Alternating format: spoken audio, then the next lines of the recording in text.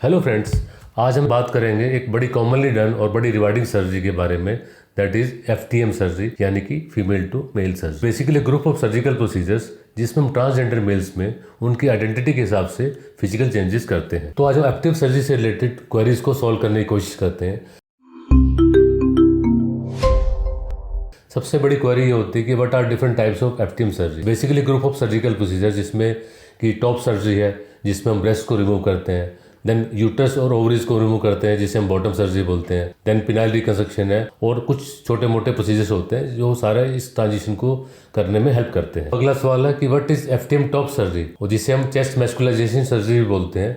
इस सर्जरी में बेसिकली हम फीमेल ब्रेस्ट को रिमूव करते हैं और चेस्ट को एक मैस्कुलर अपीयरेंस देते हैं। जो निपल्स है उनका साइज कम करके उनको रिपोजिशन करते हैं ताकि वो एक मेल लुक लगे।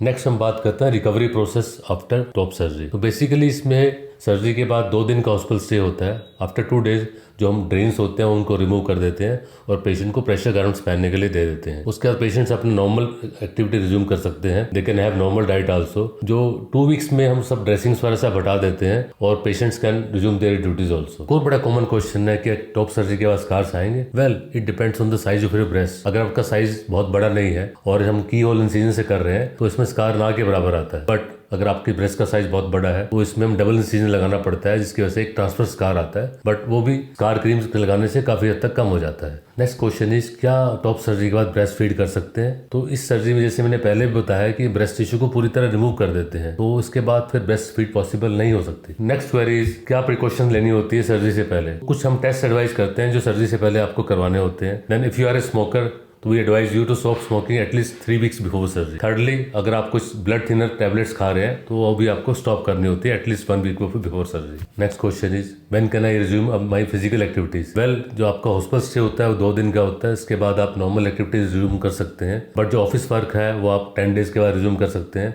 हैवी एक्सरसाइज या जिमिंग है that you can resume after 2 months. Top surgery इस ट्रांजिशन प्रोसेस में सबसे पहली सर्जरी है और बहुत रिवार्डिंग सर्जरी है। टॉप सर्जरी के बाद पेशेंट को अपनी जेंडर आइडेंटिटी के हिसाब से अपने फिजिकल चेंजेस देखने को मिलते हैं और उसका कॉन्फिडेंस और सेल्फ एस्टीम बूस्ट होता है।